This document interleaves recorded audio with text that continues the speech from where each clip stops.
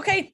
All right. Cool. Okay. So welcome to an entirely new chapter of This Way to Fabulous. I am super excited. There are like 100 adventures going on right now. I feel like I am like redefining the entire world at this point. But to go on top of my new website, my podcast, I am now launching this idea of having empowering conversations with other business owners, other women, other moms, and really just kind of opening the conversation for some of the things that we don't talk about, because you guys, there are so many things that we don't talk about and it's so silly. So I want to kind of bring this in and develop kind of a platform where we can kind of break a lot of these stigmas apart and really just talk about them. Because I think that the number one thing that most of us don't realize is that we are not alone. I know it feels really lonely sometimes, but the reality of the situation is we are not alone. More than likely, there's not many people who aren't feeling the same way as you. There's just less people who are willing to like be open and talk about it. So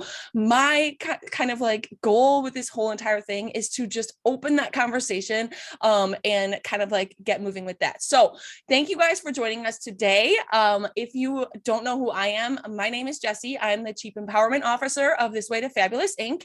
I'm a brand photographer. I am a designer. I'm a business coach. I am 1,000 million things. I am definitely a multi-passionate. But today I am here with Stefanie O'Donnell. She is an amazing photographer in the Mount Prospect, Illinois area. She's also a philanthropist, which is amazing.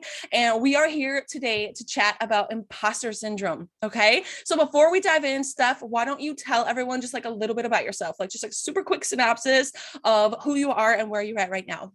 Perfect. Well, if you know me, nothing is ever super quick with me, but like I said, I'm a photographer in Mount Prospect. I specialize in lifestyle newborn, and I also do lifestyle family sessions.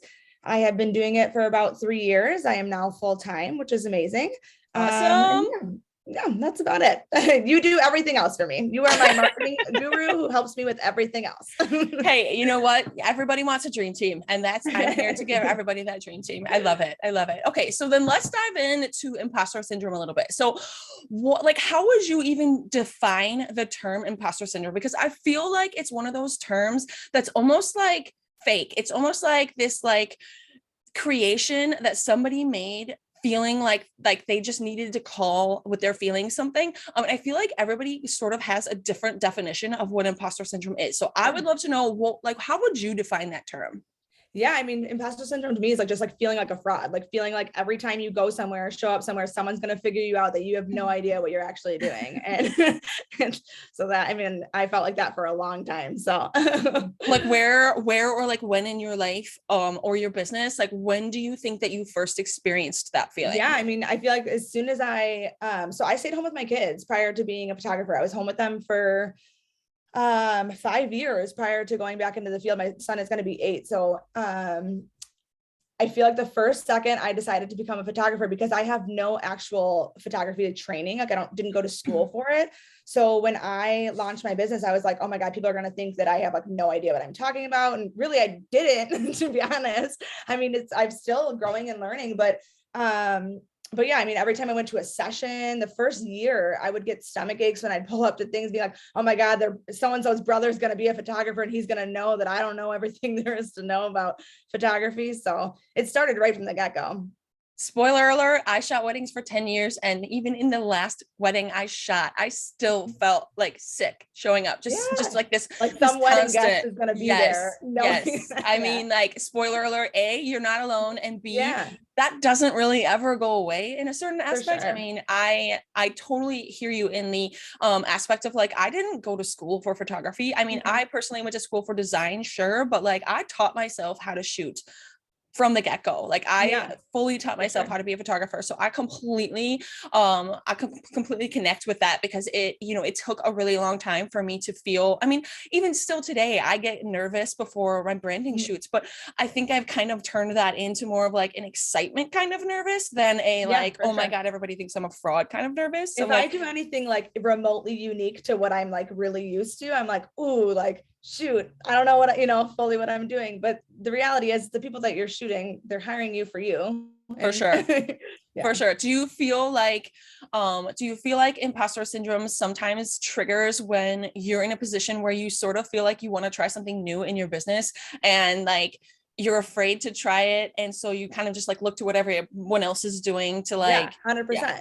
I mean, a big thing with imposter syndrome is comparing yourself to everybody else. Like you're like, oh, like so-and-so, like I did that a lot in the beginning because you want to get inspiration, you want to see what's out there and whatever, but you're looking at people's business who have maybe been in the business for 15 years. I mean, you were a photographer who I looked at and like, I loved your work, your newborn work. And it's funny because I would have had no idea that you were like over the newborn stuff, you know? And I'm like, you were like a photographer that I looked up to. And I'm like, oh my God. I'm like, but how long had you been doing it? You know? And I'm like, I'm trying to compare myself. Like, I'll never get there. Like my work is terrible compared to hers, but like the reality of it is your work was not that great, probably year one either. Like, oh my God. I see some people posting their like how it started and how it's going, like photographers posting that. And I'm just like, nope, I'm not playing this game. I don't feel comfortable.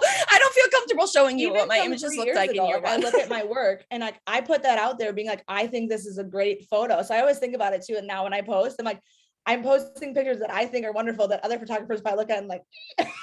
So what's funny is that like places like social media, Facebook especially, Facebook never forgets, you know, and like I will have clients who will like repost something from literally like 2010 and I'll be and they'll tag me and I'll be like, don't tag me. Don't tag me. 100%. Oh my gosh, that's great. And you know what, something I teach in all of my business coaching is that there's a time and a place for researching your competition and looking to others for inspiration. There is a time and a place for that. And it is completely different to look into other businesses, into what they're doing to kind of inspire yourself or to just kind of like look for inspiration. But that does not equal imposter syndrome. And I think that in today's world, sometimes with the extent of this imposter syndrome like term, I think that people start to feel overwhelmed and feel like they're doing something wrong by looking at other people's work. And I kind of want to break that stigma because, hey, listen, if you want to look at my work to be inspired to like learn something new or do something better, like, hey, good for you. Then I feel like I'm doing my job. I want people to be looking at me for inspiration. The difference between you and like instead of looking and comparing, like reach out to them, like collaborate with them. Like right now we live in a society where it's community over competition. Like I'm not afraid to go to you and ask you, hey, like, what do you use here? What was lens? Most photographers that I've come across are pretty open about what they use and how they learned and what systems they use. And, you know, I didn't learn I Googled everything. I pretty much started my entire business on like YouTube, you know, like, and you're not alone. You are not alone. There are so many people who have started their photography business like that. But I love what you said about just like reaching out to them. Like,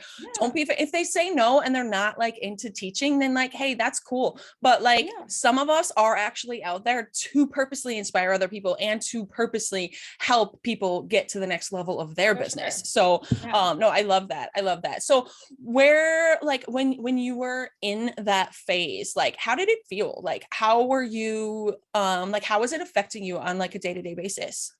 Awful. I mean, it feels awful when you're in it because you're just like, I think a lot of it is just confidence too. It's because like I didn't believe in myself as a photographer. So therefore, like if I don't believe in myself, why should anybody else believe in me? So like I would be going to shoots and I'd be like, oh my God, I'd be so nervous. But the thing for me is like, as soon as I got to a shoot, it was like, it turned completely off. Like I am good at what I do when I'm in front of people. I'm a people person. I could talk to anybody under the sun about anything. So when I got there, it was never a problem, but the car rides there were dreadful. Like I would be sitting with like, my stomach would be turning. I'd be like, oh my God, like someone's going to figure this out. And for why it was like the first year. And then after the first year, it was like, anytime I did any session that wasn't like, if someone booked me for like a senior session, like I don't do senior portraits that often. So it's like, but now that's kind of where I'm at, where I'm like, I'm not going to do the things that I'm not super great at anymore. I'm going to refer them. I'm not going to do a branding shoot. I'm going to send them to you because that's what your specialty is. That's the point of niching down and figuring out what you're really good at. You don't have to have imposter syndrome anymore because you're going to specialize in your thing and you're going to do that really good.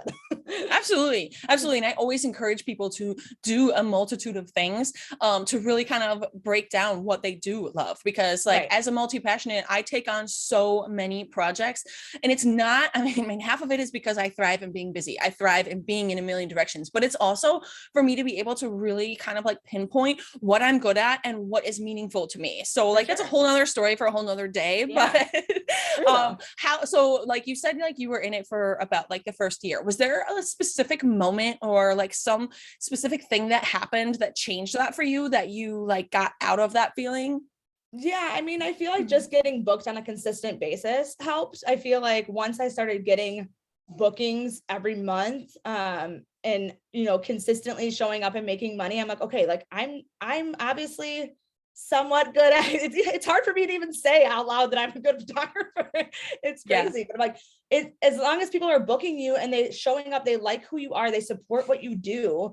That was like, I'm like, okay, I can do this. Like giving me the confidence in myself that like, I don't suck at what I'm doing. It's okay. People are booking me because they like me and they like what I'm putting out there. They're seeing my work. So, Do you feel like it was a transition that you just sort of like, I don't know, like a come to Jesus moment one day, or do you feel like I you don't were like think it was like a listening to a specific day. podcast or something that just kind of like something just kind of triggered you? Honestly, I feel like it just kind of trickled out. I don't think there was like a certain moment where I was like, okay, now I don't have imposter syndrome. It was just kind of like, I just kept, well, first of all, you get so busy too, that you don't have time to think anymore. You're like, you're just showing up. It probably happened in the fall. It's like, I have so many sessions that I have no time to think about imposter syndrome. Totally. You just show up and you do it. And then after Totally. you do it for so long, it's just like, now I'm super comfortable. Like there's not, I mean, I always want to learn new things. So sometimes when I try to like start a new idea, or like I'm going to shoot this way, I will still get that a little bit, but I recover a lot easier now. Yeah. What would you say is like the number one thing you learned from it, from like the journey of being in it and getting out of it? I think the main thing is that you don't have to be an expert at what you do to do it. I feel like you don't have to know everything. You don't have to have a plan. Just do it. Just go follow your heart, follow your dreams. If you're passionate about it, I knew nothing. And 3 years ago when I started, I didn't even know how to shoot my camera in manual mode. So I literally had to learn from ground zero at 30 some odd years old. Like I'm 35 now. So I was like 31 and 32. I'm like, and I think that I just never considered myself, like I get emotional talking about it, because I never considered myself like smart, or I never in a million years would have thought I could run a successful business and make more money than I ever did in corporate America. Like it's wild to me. You just have to follow and be passionate about it and just follow like what your gut says and just do it. Like my the advice rest. is to be Yes. just let it go. Stop comparing yourself and just get out of your own damn way. Yes, girl. Yes. I love that. And just kind of like picking your dream, and just kind of the rest comes later. Like the rest will follow when you're really passionate about something and you just kind of feel it in your body that this is right. Sure. The rest comes. So like we're talking about this, like my brother, like my name of my business. I was like, I can't launch my business until I have a name. And he's like, knock it off. Just name it Stefanie O'Donnell Photography and just start doing it, or else you're never going to do it. Just do it. Yes, exactly. So. And I love that. And I feel like that is something that people get really stuck with. People get really caught up in trying to make sure that they have the perfect name for something. And what I always tell people is really create your mission, your like mission statement first, because your name will come from why you're doing what you're doing. If you are in business just to make money, you will likely experience burnout so fast because you are not passionate about what you're doing. I'm not saying that you can't do things just to make money. I mean, obviously we all have to make money, especially in this world. I mean, it's $5 a gallon to fill up your gas tank right now. I get that. But in the long game, doing something, especially creating a business, especially being an entrepreneur, you don't just get into entrepreneurship to make money. Like you have to have passion behind it to like get the long game. So I think that's amazing. How would you say, so like you talk about, showing up authentically and, kind of transforming yourself out of imposter syndrome by showing up authentically. What does that look like for you? Like, what is it about you that when you show up authentically that like makes you stand out from everybody else? Sure. I mean, I think I'm just like really honest with like my community. Like, I feel like I do a really good job of just showing up and telling who I am. And we've struggled with a bunch of miscarriages, and I'm open about that on my page. Not everybody's comfortable with that, but I am. For me, it's therapeutic to talk about it. So I talk about the struggles that we're going through as a family because people can relate to that. And I have a huge, like a part of my business is I love newborns so much because that is something that I do not take for granted for 1 second. Like I know bringing a life into this world is a freaking gift. And I love being there to capture that moment for families. There's nothing better for me. And I think people know that because I'm so honest and open about our situation. And people be like, isn't it hard to photograph newborns when you still want a baby? No, like it's not for me because I love watching your family get this beautiful gift. And And then like I do a ton of, like you were talking about, I do a lot of work for the community and give back to organizations. And that's a huge passion of mine and always has been. So I feel like just showing up and telling like my community that I am also, when I make, the more I make, the more I can give. Like there was a podcast that I listened to once and it was like, instead of financial goals for my business, I want it to be giving goals. Like if I make an X amount, I can give more. So like that's great. If I can have better giving goals, so that I can do photo shoots for free or give back, in certain ways, like that's my thing. The more I can do for the community, the more it literally lights my soul on fire. It's a selfish act, and really. Well, that's amazing. Will you just touch really briefly on some of the philanthropy stuff that you're working on right now? Yeah. So, I'm doing a breast cancer walk in September. So my aunt passed away 17 years ago now. And that's where I started my whole, that was the time I went from a selfish kid to like literally pouring myself into trying to cure cancer single-handedly. I have done, countless walks. So that's the 3-day Susan G. Komen walk. I've done it before, but I haven't done it since I had kids, and that was eight plus years ago. So I'm like, it's going to be a whole different beast this year. You have to raise $2,300 to walk, and my goal is $10,000. So I will be doing, I did like a Super Bowl square fundraiser or whatever, but with my photography, I'm going to at some point be doing some sort of session where the money will be donated for the walk. And then I want to do something with seniors. I know you know this, but I have a passion for photographing, not seniors in high school, but seniors as in anybody over the age of like, I don't even want to say a number because people who are listening, if they're that age, they're gonna be like, I'm not a senior, but the elderly community. I just feel like grandparents, like we don't take enough professional pictures of our grandparents. And there's something so special about their hands and the age on their face. Like it's beautiful to me. And I know like when a lot of people get to that age, they don't want photographs of themselves, but the first thing we do, and this is morbid to talk about, but the first thing we do when somebody passes away is we look for photos. So it's a passion of mine to photograph as many elderly people as possible. So that's amazing. Some sort of work with that. That's amazing. It's like you're creating your own niche, and like we talked about before, when you have a passion for something, like you can make it happen. The rest will follow. You just sort of, kind of like go after that. Would you say, like, do you feel like imposter syndrome trickles over into your personal life as well? Like, does it trickle over at all into your philanthropy, those things that you're doing? I feel like I've been doing it for so long now so in the beginning, when I would raise money, I'd be like, oh my God, like people are going to think, but like, I'm not asking for anything for myself. Like, I'm not asking for anybody to give me $50 for me to use for my bank account. So like, when I go out there, I have no problem putting it out on my social media and asking people for donations, because they want to help. People want to be involved, and they don't want to be me going out asking for them. They just want to give money. Yeah. A lot of people don't feel comfortable asking, but they have no problem donating $20, $50. So I used to in the beginning, but now and if people don't want to, there's no offense taken by me. It doesn't matter to me at all. I love the fact though, that now I have a gift and a talent that I can offer in return for people's donation. It's a very cool thing to watch my two worlds collide. Yeah, for sure. And to be able to provide photos and then raise money at the same time. It's like the coolest thing for me. So yes, for sure. I love that. And as a business owner, I'm always looking for ways to give back as well. I mean, Let's be real, it's a tax write-off too. So, like there's always a certain amount of money that I also set giving goals for the year of like, how much can I just give back to, multiple, multiple causes and things like that. So as business owners too, like we're always looking for ways to kind of like put our money in places that helps others, but also helps us a little bit on the tax side. But it's definitely a dream to start a nonprofit too. For sure. Well, also I feel like, as a business owner, when I am choosing to invest in some of these causes and stuff like that, I feel like the choices are made by the connections that I feel with those people. And so, like you said before, where you are so open and so honest about your story and why you're doing what you're doing, that's a whole nother topic for another day. But like, if you are not being honest and open and out there, you are Right. seriously missing out on potential customers, potential clients, potential just opportunities in general. So what I'm going to do is I'm going to have Stefanie actually add the link to her walk to the bottom of this video right now, because if anybody is watching this and also kind of, you know, connects with this or is interested in being part of giving back to something, I think this is an amazing place for them to do that if they feel that connection. So I think that's awesome. So sweet. You yeah, can also join the walk. You don't have to donate. You can join me and walk with me. Good, because I'm not walking that many miles. I'm doing by myself. So 3 days. How many miles is that? It's 60 miles over 3 days. So it's 20 miles each day. I'm out. I was gonna say too, Jessi, I feel like it's important to note that you don't have to be open about your struggles if it's not something that you are comfortable sharing.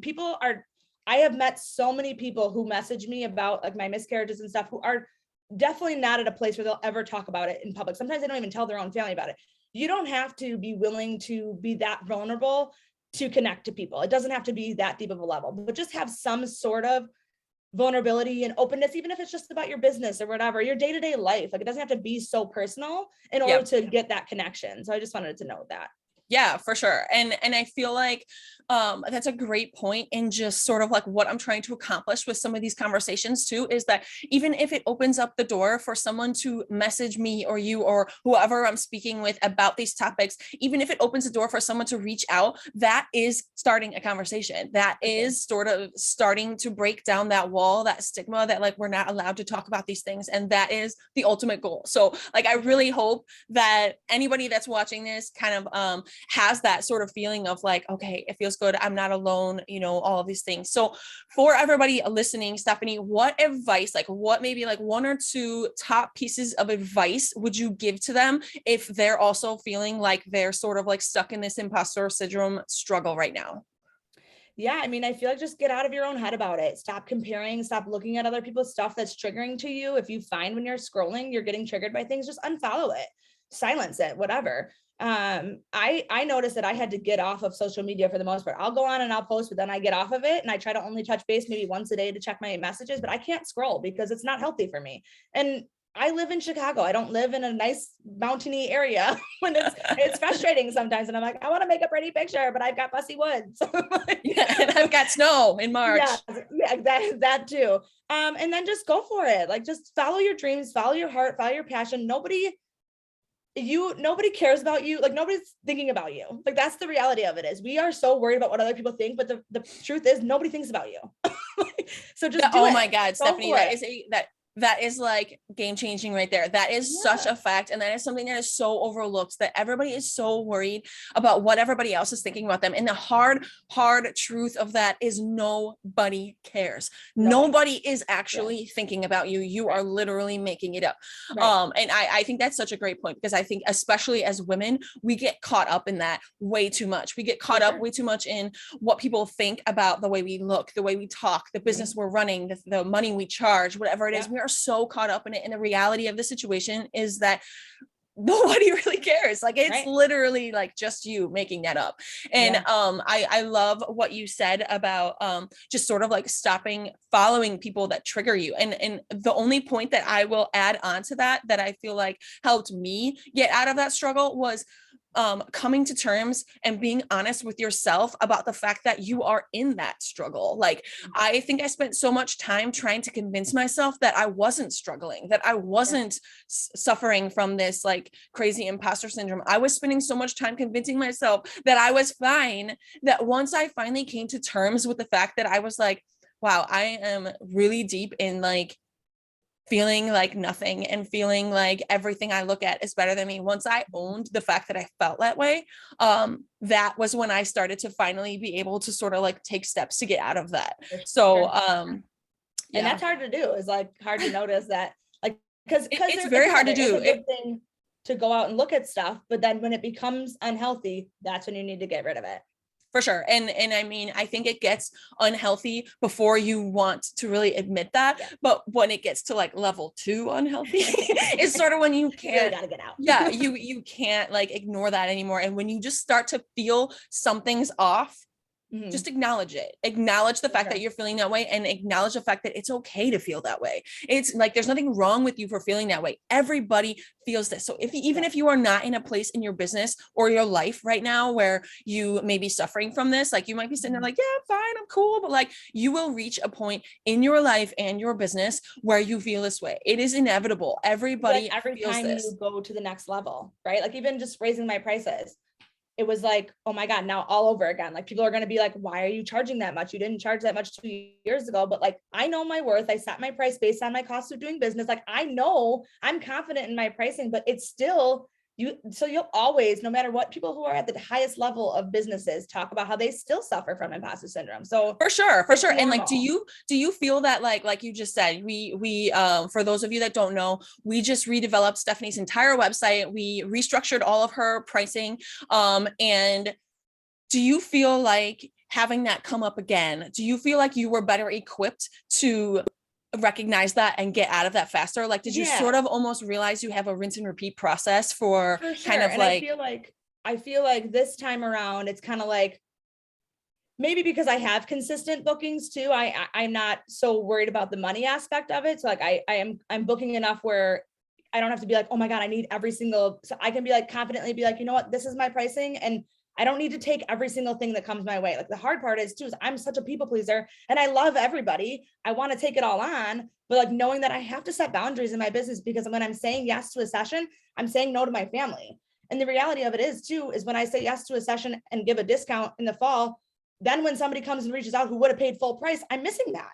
yeah, for sure. It's a hard balance, but yeah, I feel definitely more, I have more strategies now to talk myself out of yes, imposter syndrome. For sure. And what you just said, I think sort of opened up if you guys don't know me by now, my mind is constantly kind of like developing new things. So when she just said that, I now have an idea for another coffee convo where we can specifically talk about setting boundaries for people pleasing traits. Like people pleasers unite, because this is going to be where we kind of talk about like a Jessi, how Stefanie to set those. Whatever I'm very much the same way. I totally get that. I think everybody struggles with boundaries in some capacity. But I love what you just said about that, because I think so many people can connect with that, because I feel like that is a very common trait. And kind of like developing ways to manage that and set boundaries is something that people would totally connect with. So be on the lookout, folks, because that's going to be another conversation at some point in time.